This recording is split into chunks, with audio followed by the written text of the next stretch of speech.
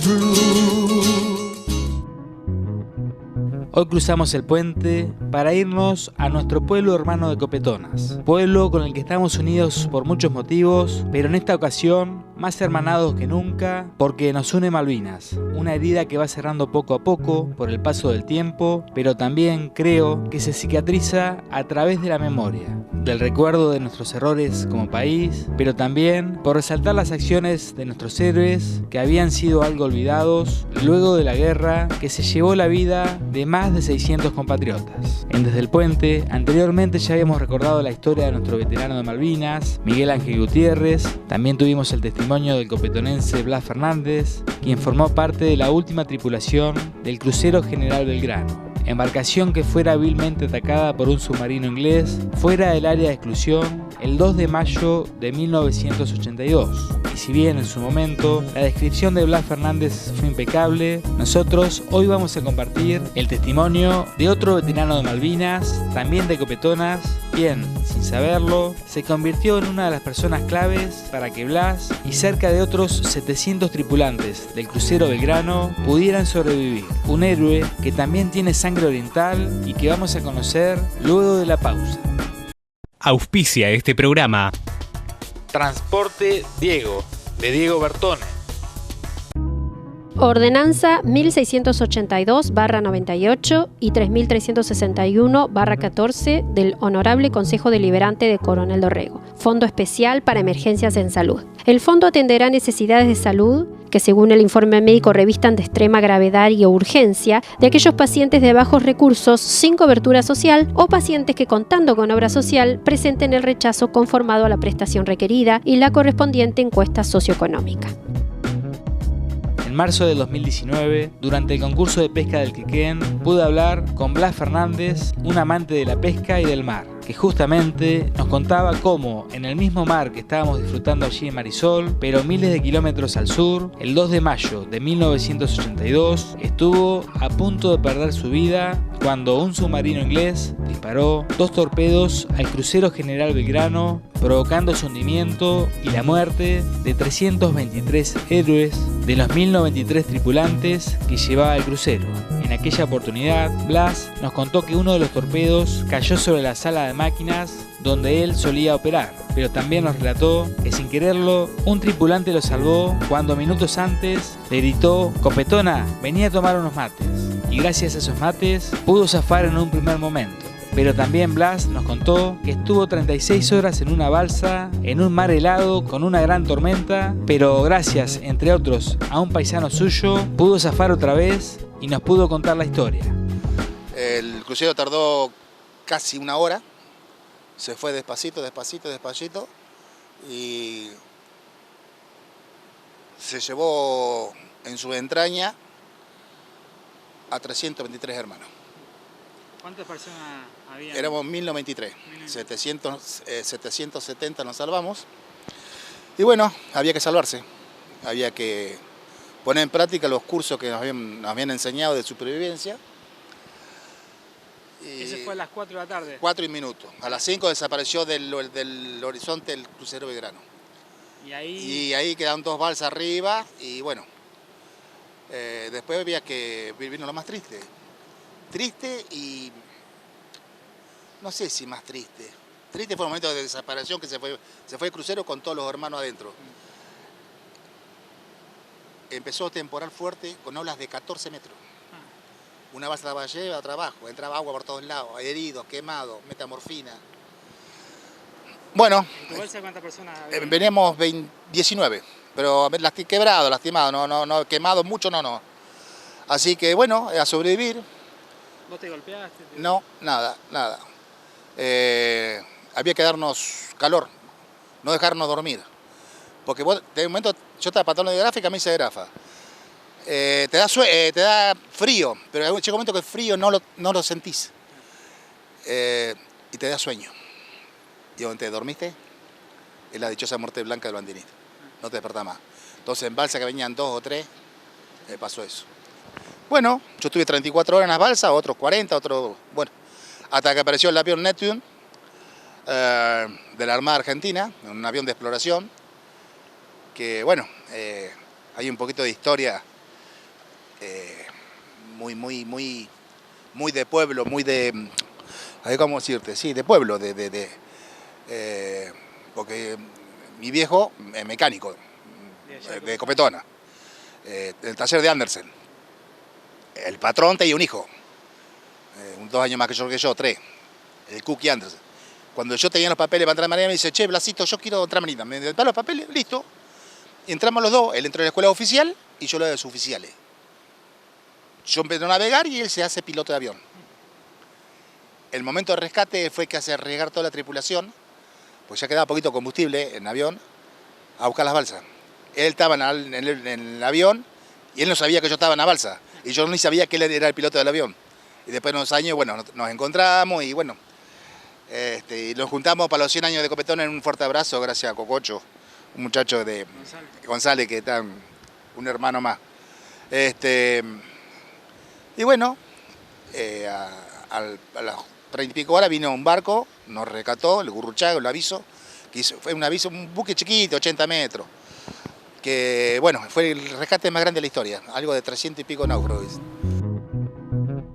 Las palabras de Blas Fernández, resaltando esto del rescate más grande de la historia, nos sirven para pintar parte de la hazaña que logró su amigo de la infancia, su conciudadano copetonense, a quien Blas había ayudado años atrás, José Cookie Andersen, quien en un viejo avión de 1945, con algunas falencias, logró junto a otros camaradas dar con algunas de las balsas con sobrevivientes del crucero Belgrano que casi congelados ya estaban perdiendo la fe de poder sobrevivir en las gélidas aguas del sur.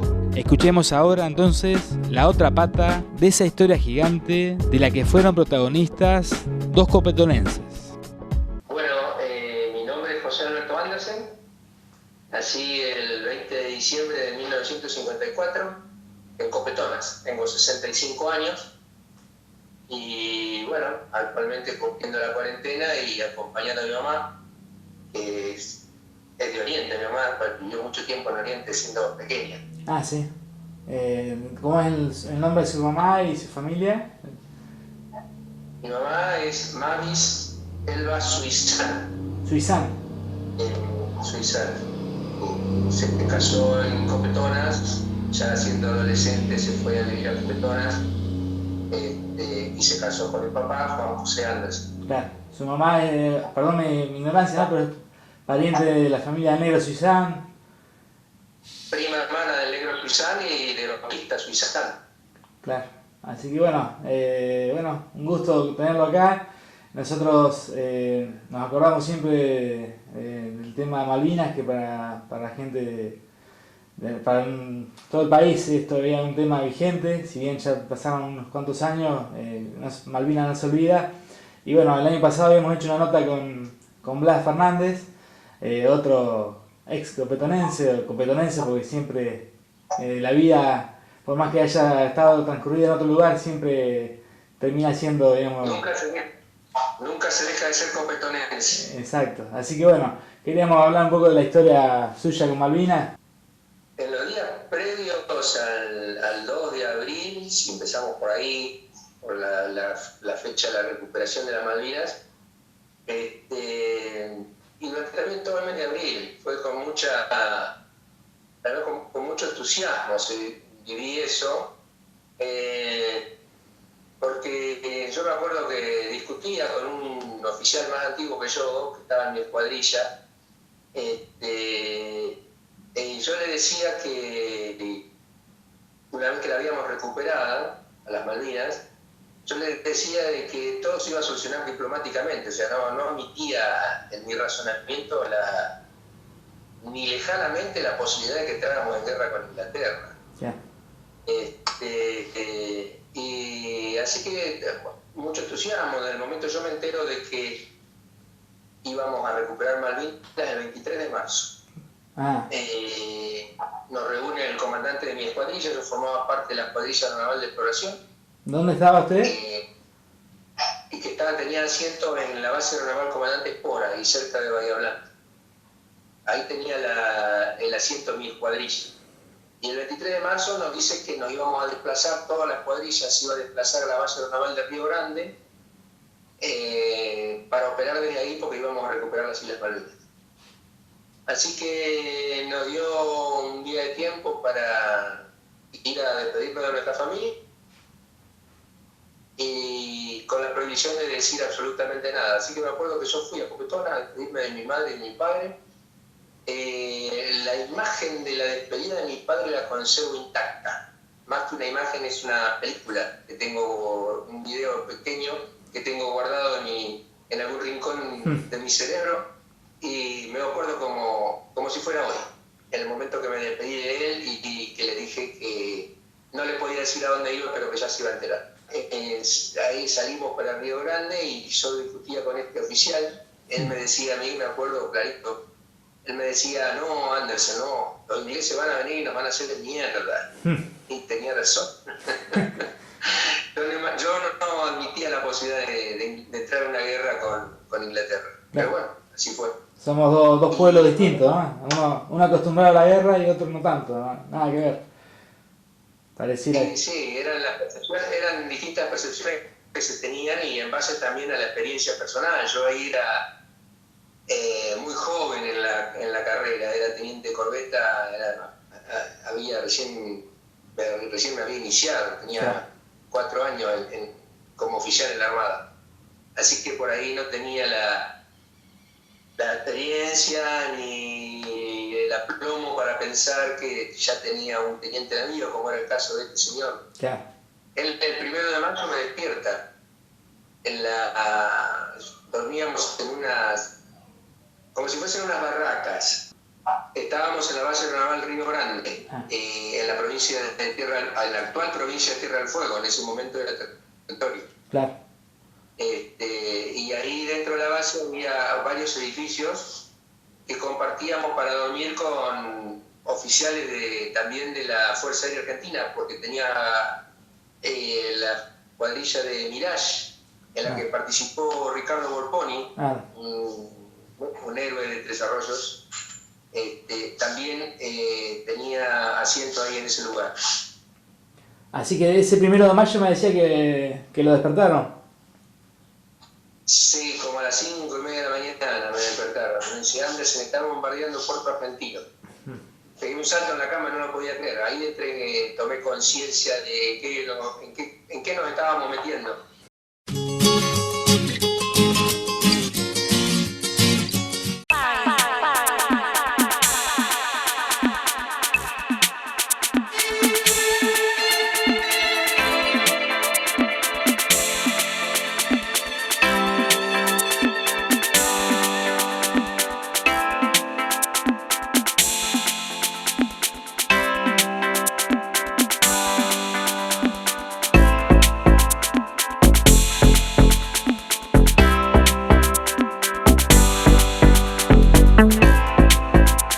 Ya está disponible el sistema online de tasas municipales. Ingresá a www.tasas.dorrego.gov.ar y allí podrás seleccionar la tasa, ingresar la identificación de la misma y en el botón Consultar podrás optar por ver o descargar la tasa o bien adherir para recibirla por correo electrónico. Sistema online de tasas.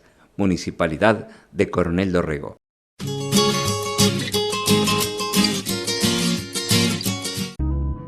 Continuamos cruzando el puente de hoy con una historia ocurrida entre el 2 y el 3 de mayo de 1982, cuando, tras el hundimiento ilegal del crucero General Belgrano, que provocara la muerte de 323 tripulantes de la nave argentina, cabe aclarar, fuera del área de exclusión, un avión de reconocimiento de la Armada, al borde de su autonomía, encontró alguna de las balsas y reportó su ubicación, la muy difícil tarea, en el inmenso mar argentino. Historia que nos narra en primera persona y con mucha precisión el copetonense José Anderson, más conocido por sus vecinos como Cookie. Sí, la misión, el avión del Neptune es un avión de exploración y guerra antisubmarina. De exploración antisuperficie y guerra antisubmarina. Para eso tenía un radar de búsqueda y también equipo para la guerra antisubmarina y armas también para antisubmarina. Básicamente esa era nuestra misión. Y la misión específica que teníamos en Malvinas era explorar entre el continente y Puerto Argentino para poder dar la superficie libre de flota enemiga, y de esa manera los aviones entonces de transporte, una vez que nosotros dábamos superficie libre para cruzar, los aviones de transporte cruzaban a Puerto Argentino desde el continente llevando municiones, abastecimiento, logística, personal, se hacían todas las conexiones con Puerto Argentino. Cuando nosotros decíamos que estaba libre de flota enemiga. El radar nuestro tenía un alcance, le habíamos asignado nosotros por la experiencia propia del que teníamos, un alcance asegurado de 80 millas náuticas. Es decir, nosotros sabíamos que cuando emitíamos con el radar, si dentro de las 80 millas náuticas no teníamos contacto, es porque no había nada. Había un cierto riesgo ahí que se asumía, porque el radar no era absolutamente seguro, era un radar bastante viejo, bueno, pero viejo. Ellos nos daba unos errores en las distancias cuando obteníamos contacto. Ya lo habíamos detectado haciendo pruebas durante el mes de abril. Bueno, volábamos rasante, pegado al agua, porque eso era lo que nos daba alguna posibilidad de supervivencia frente a los buques enemigos, que no nos podían detectar pegado al agua. Nos detectaban, cuando nos detectábamos estábamos ya muy cerca. Y cuando teníamos que emitir para poder saber si había algo, subíamos hasta 1000 metros de altura y ahí emitíamos, dábamos 2 o 3 vueltas de radar y nos volvíamos a pegar al agua para seguir avanzando. Y así íbamos explorando todo el espacio de mar que hay, que es bastante grande, entre el continente y las Islas Malvinas. Nos llevaba del orden de 4 horas de vuelo, más o menos, a llegar a Puerto Argentino, porque era todo ir avanzando en zigzag. En el caso de que el avión encontrase a la flota enemiga, ahí cambiaba la misión del vuelo. En ese momento el avión debía quedarse manteniendo exploración en contacto con el enemigo para mantener siempre la posición y dar tiempo a la llegada de los aviones de ataque para poder atacar la flota. De hecho, hoy, 4 de mayo, es un día muy especial. Hoy es el Día de la Aviación Naval. Claro. Y está instituido como Día de la Aviación Naval porque se produce justamente esto que yo les estoy contando ahora. Un avión Neptune de mi escuadrilla, al mando del capitán Proni, el copiloto era el capitán Cepetich, y el oficial de control operativo era el teniente de corveta Meneses, un compañero mío, y el radarista José María Pernucci, un suboficial, José María Pernucci. Ellos detectan la flota inglesa al sur de Puerto Argentino, ya prácticamente cuando estaban finalizando su misión. Y lo detectan aproximadamente a las, no sé, más o menos, 9 de la mañana, no lo recuerdo bien. Y le ordenan mantener entonces exploración en contacto con el enemigo hasta que los supretandar llegaran al lugar. Y el avión nuestro es el que le da a los supretandar. Las comunicaciones que se hacían entre aviones eran muy cortitas y la menor cantidad posible, porque las comunicaciones eran interceptadas por los ingleses. Y una interceptación de comunicaciones podía significar el fracaso de la misión. Entonces las comunicaciones eran muy cortas y muy poco frecuentes durante todo ese tiempo. Así que a último momento, también hay toda una historia, una anécdota atrás de ese vuelo. A último momento, el Neptune le da a los supretandar la última posición del enemigo. Con esa posición los inician la fase final del ataque y logran tener el contacto con la flota enemiga, lanzan el misil y ahí con ese ataque se produce el hundimiento inmediato prácticamente del destructor Jefe, que fue la primera nave reconocida como hundida por los ingleses. Digamos que las 2 misiones más importantes que cumplió la escuadrilla, tuvo un éxito palpable, fue la del 3 de mayo, cuando localizó los náufragos al Belgrano, y la del 4 de mayo, cuando localizó la flota inglesa y guió a los superestandar para que las atacaran. Luego de la pausa, seguimos cruzando el puente con el pasado, seguimos escuchando al copetonense José Andersen.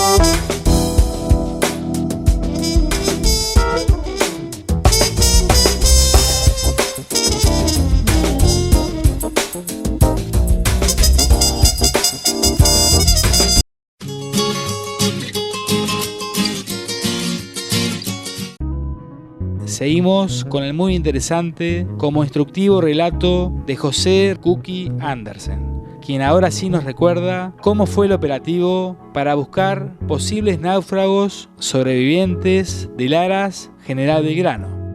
Nosotros recibimos la noticia a las 5 de la tarde, más o menos, del 2 de mayo, en ese horario, entre las 5 y media, por ahí, de que el crucero Belgrano se había quedado sin comunicaciones. Como a la hora y media de esa comunicación, recibimos el mensaje de que se había quedado sin máquinas y que se encontraba al garete, a la deriva, sin fuerza de máquinas. Y recién a las 9 de la noche nos llegó la noticia de que había sido hundido y que debíamos alistarnos para la búsqueda de posibles náufragos. No se sabía que había náufragos. Había que ir y ver. Claro. Y bueno, ahí cambió la misión de nuestra escuadrilla. Dejó de importar eso de ir a buscar si teníamos libre camino o no a Malvinas, por tratar de ver si teníamos camaradas que habían sobrevivido al hundimiento. Y bueno, se alistó el Neptune, el 112, dos papas 112, despegó aproximadamente a las 11 de la noche, al mando del capitán Proni. Yeah. Y buscaron durante toda la noche y no encontraron nada. La meteorología era muy mala. El cielo prácticamente estaba totalmente cubierto con nubes bajas. Había que volar por debajo de los 150 metros. Eso reducía la posibilidad de búsqueda, de visualización también, porque cuando uno más baja, menos horizonte tiene para buscar. Además del estado de mar, que el estado de mar era calamitoso. Claro, una tormenta. Y a eso, y ese vuelo encima a la contra se le suma de que era nocturno. Claro. En esa latitud y en esa época del año se ponía de noche a las 5 de la tarde. Claro. Y bueno, salieron y no encontraron nada. La posibilidad que tenían era por ahí de ver que una bengala atravesaba atravesar la capa de nubes y, bueno, tener por lo menos una referencia de que estaban. Claro. Pero no hubo nada. Regresaron a las 6 de la mañana, a la hora que estábamos despegando nosotros ahí en el segundo avión, en el 111, en el 2 Papá 111, cuyo comandante era el capitán Pérez Roca, también comandante de la escuadrilla, un hombre ejemplar. La verdad que cuando uno en ese momento uno no toma conciencia, pero luego a lo largo del tiempo se da cuenta de que uno terminó respondiendo como respondió porque contaba con un conductor que daba el ejemplo. Y así fue Pérez Roca. Y bueno, despegamos a la mañana temprano, como te decía, a las 6:15 creo que fue el despegue, y salimos para el área de operaciones. Teníamos, por suerte, ya el aviso del vuelo que nos precedió, que eso fue muy, muy importante, de que ellos no habían detectado buques ingleses en la zona. Claro. Entonces eso de alguna manera nos daba tranquilidad y nos permitió ir directo, sin tener que hacer o preocuparnos mucho por la posibilidad de llevarnos por delante algún buque inglés. Si eso ocurría era tiro al pichón. Yeah. Nuestro avión era muy lento, nuestro avión volaba 170 nudos, eso es más o menos, era la velocidad crucero, son más o menos 320 km por hora, esa era la velocidad que tenía nuestro avión. Claro. Así que bueno, llegamos al área de operaciones y comenzamos a buscar en el punto dato que teníamos, pero lo único que teníamos era una latitud y una longitud que había sido informado donde había sido el punto del ataque, pero no teníamos ningún otro dato. Y empezamos a hacer una búsqueda basada sobre ese punto dato, siguiendo una trayectoria que en la jerga de la búsqueda y rescate se llama de cuadrada expandida. Uno va volando en forma cuadrada, expandiendo cada uno de los lados a medida que va transcurriendo el tiempo, y con eso va agrandando el área en que va cubriendo con su búsqueda. Claro. Haciendo esa búsqueda, lo que primero detectamos fue una mancha de aceite muy grande. Muy grande. Que te diría más o menos unos 15 kilómetros de largo. Eso nos dio la pauta de que el crucero estaba efectivamente en esa posición. Claro. Y a las 10:05 de la mañana, el radiooperador recibe una comunicación. Busca el radiooperador por su iniciativa propia, Celso Fossarelli, el suboficial Celso Fossarelli. Él, por iniciativa propia, sin que nadie se lo ordenara, pone en una de sus radios pone la frecuencia de emergencia. Él encontró en la publicación que las balsas tenían equipamiento para poder transmitir en esa frecuencia de emergencia. Y él selecta esa frecuencia de emergencia y ahí escucha una comunicación de una de las balsas diciendo de que, o sea, transmitiendo el pedido de auxilio, y entabla una muy corta comunicación que después no la puede retomar, pero alcanza a escuchar de que estaban ahí, que estimaban ellos, los náufragos, que estaban a 60 millas al este de la isla de los Estados, y que se encontraba también a bordo de la balsa el segundo comandante del crucero Belgrano, que eso nunca se pudo corroborar, porque el segundo comandante del crucero Belgrano ha dicho que él no recuerda haber tenido una comunicación dentro de su balsa con el avión. Claro.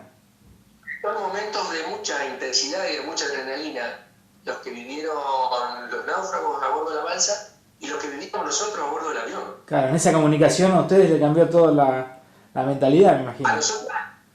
A nosotros esa comunicación nos dio la certeza de que estaban en el agua, estaban en las balsas. Para eso sirvió la comunicación, para darnos la certeza que efectivamente había náufragos que habían sobrevivido al hundimiento. Tras esa gran noticia, y luego de haber estado volando 4 horas buscando sobrevivientes, y de un momento inolvidable para los tripulantes del Neptune, pasaron muchas incidencias hasta que lograron dar, efectivamente, con la primera balsa. ¿Cómo y cuándo la divisaron? Eso lo sabremos en el próximo bloque.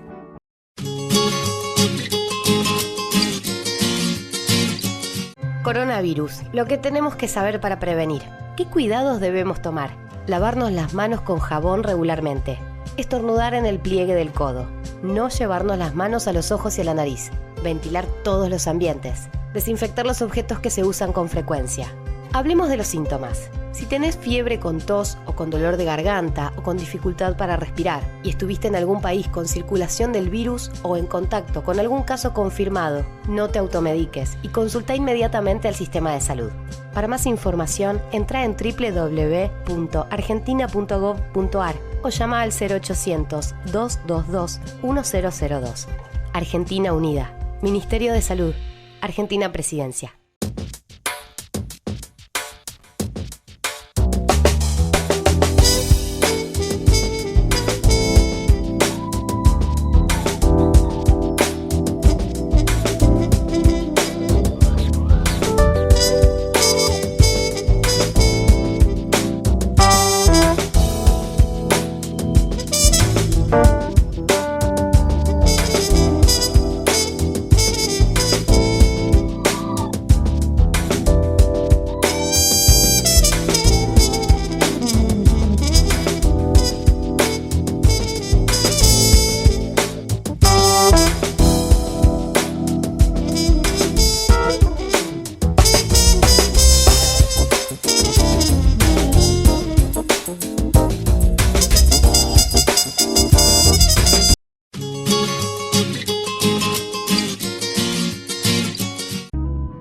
Continuamos cruzando este puente con la historia, con el relato de José Andersen Cookie para sus amigos de Copetonas, quien nos estaba contando cómo encontraron algunas de las balsas diseminadas en el mar con los sobrevivientes del Ala General Belgrano. Una misión heroica que llevó 7 horas de vuelo y muchísimo riesgo.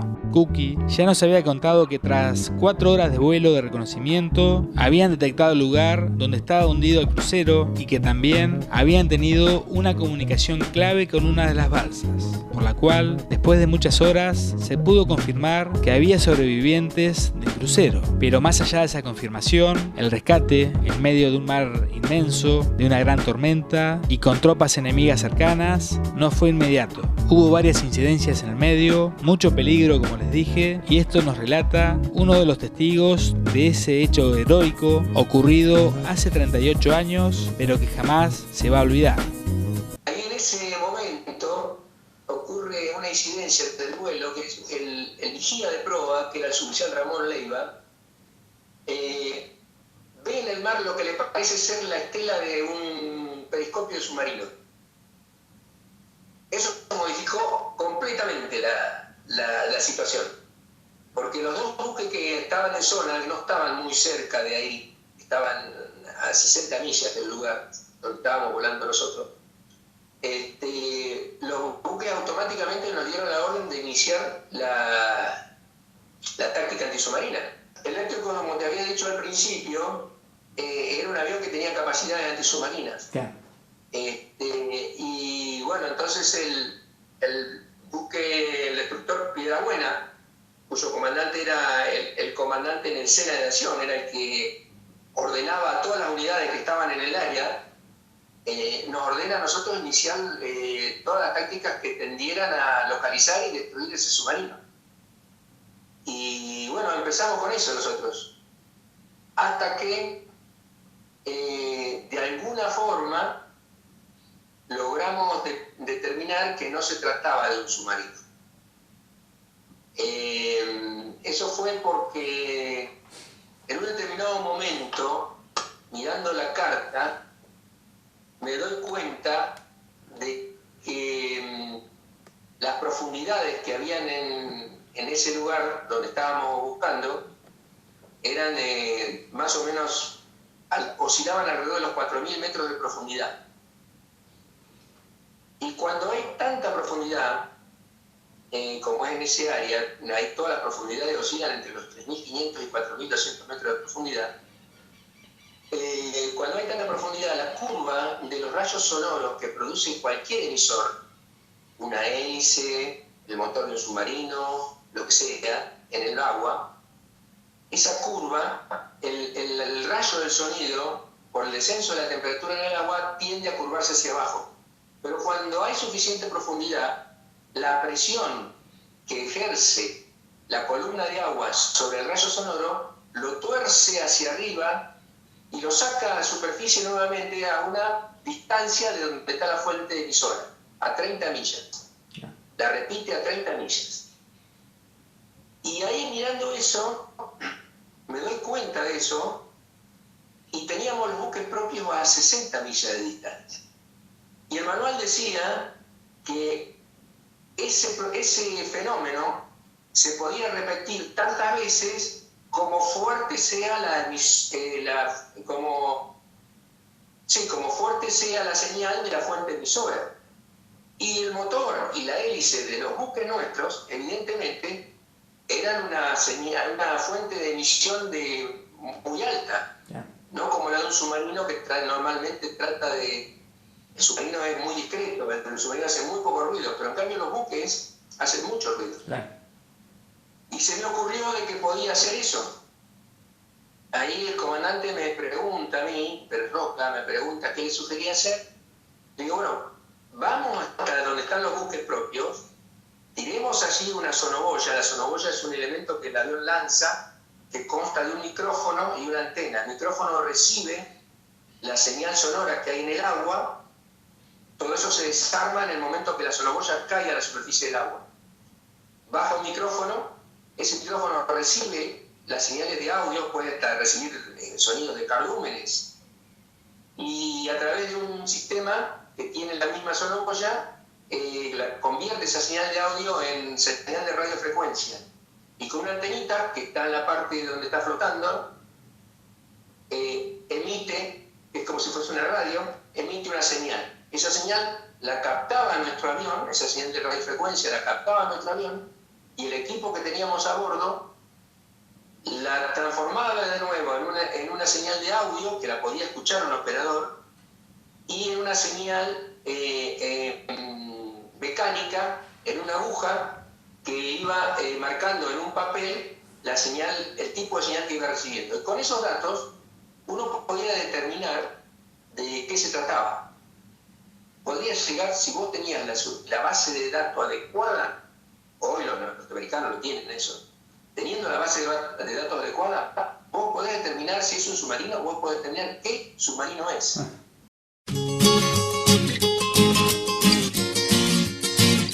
Vecinos, aunemos todos los esfuerzos para luchar contra el coronavirus. Por eso ahora, cada vez que salgamos a la calle, usemos el barbijo o tapaboca. Es muy importante que lo tengamos en cuenta. Usemos barbijo. Municipalidad de Coronel Dorrego.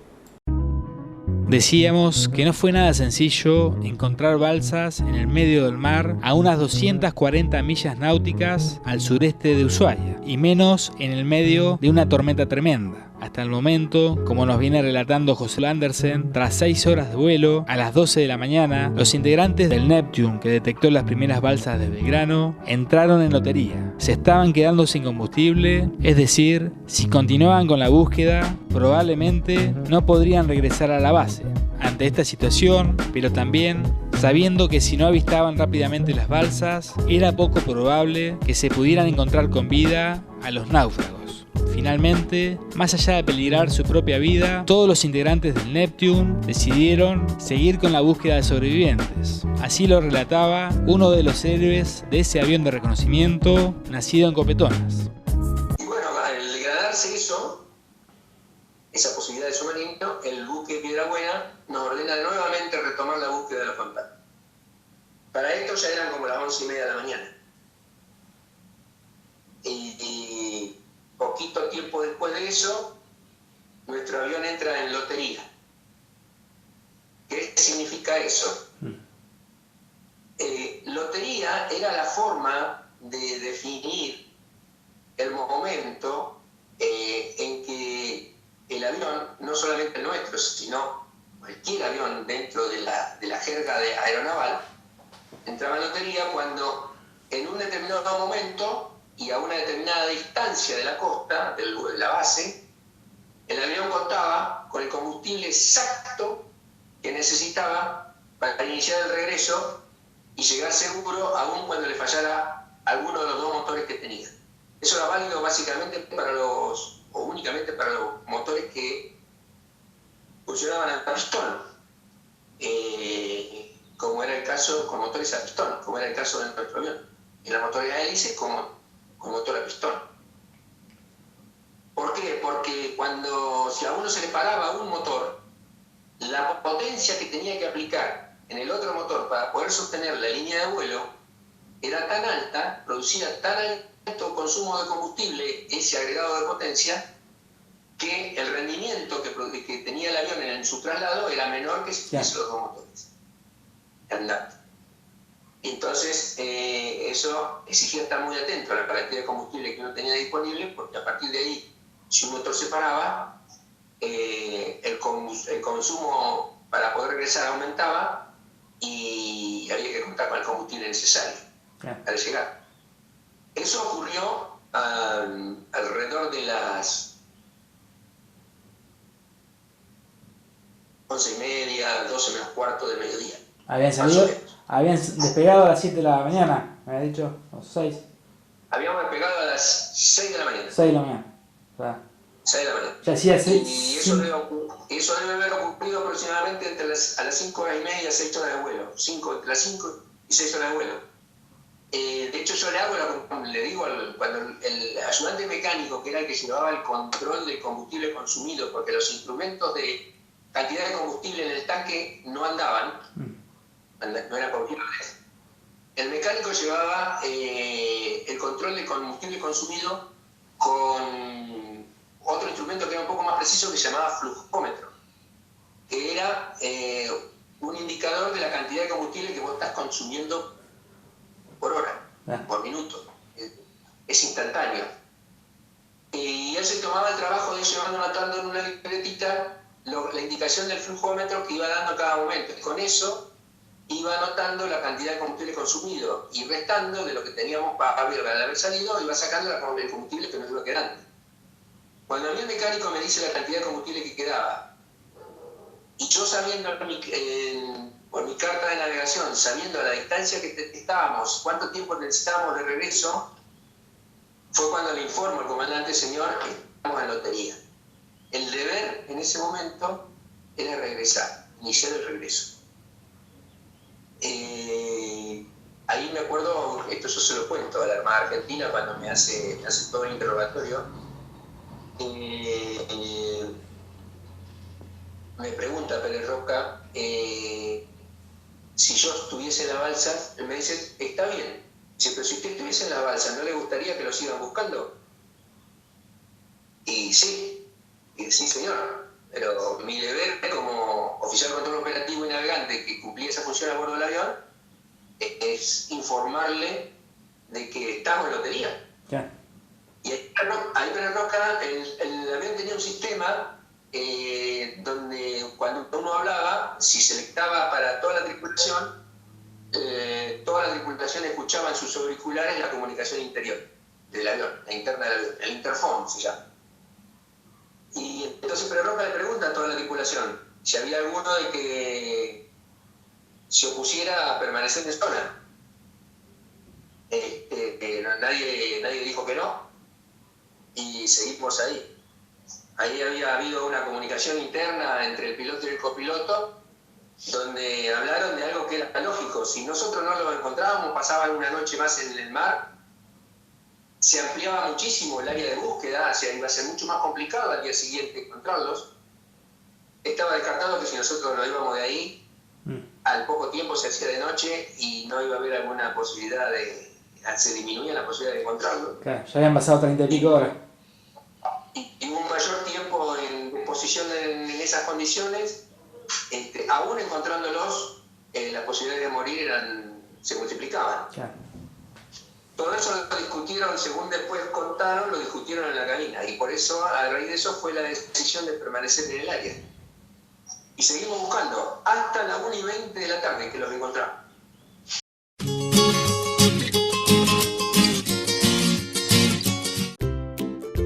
La Municipalidad de Coronel Dorrego presenta, junto a la Asociación de Comercio e Industria, Delivery Dorrego.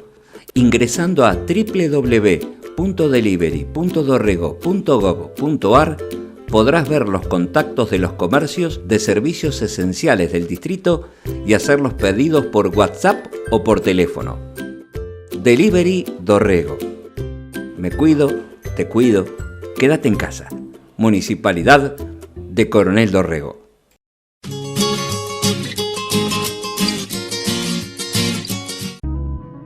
Hasta aquí llegamos con la primera parte del relato de José Alberto Andersen, oriundo de Copetonas, con lazos familiares en Oriente, quien, a 38 años del rescate de los sobrevivientes del crucero Belgrano, nos empezó a contar cómo fue el avistaje de las primeras balsas, un hecho clave para provocar luego lo que fuera el rescate de náufragos más importante de la historia. La semana próxima seguimos escuchando a Cookie Andersen, quien nos cuenta más peripecias de la búsqueda de las balsas, cómo lograron llegar a la base a pesar de estar en lotería, pero también nos contará otras grandes acciones y momentos difíciles que tuvo que enfrentar en Malvinas. Ahora sí, nos vamos. Les prometemos que el próximo miércoles continuamos cruzando el puente con esta historia de Malvinas por el canal 4 de la Cooperativa de Agua de Oriente. Pero antes, como siempre, este sábado compartiremos información de nuestro pueblo en Somos Oriente. Chao, gracias por su compañía. Auspició este programa Transporte Diego, de Diego Bertone. Ordenanza 3596/16. Multas y contravenciones. Por transitar con tractores, vehículos pesados o arreos de hacienda por los caminos vecinales del partido y mientras persistan las condiciones de intransitabilidad provocadas por lluvias u otros factores climáticos y o cuando por las mismas razones los caminos resulten susceptibles de deterioros, se sancionará con una multa de 1.000 litros de nafta premium y por cada reincidencia se incrementará el valor antecitado en 500 litros de nafta premium. Pasa la vida junto a ti y a ti, a quien más quiero, amado amor, amor.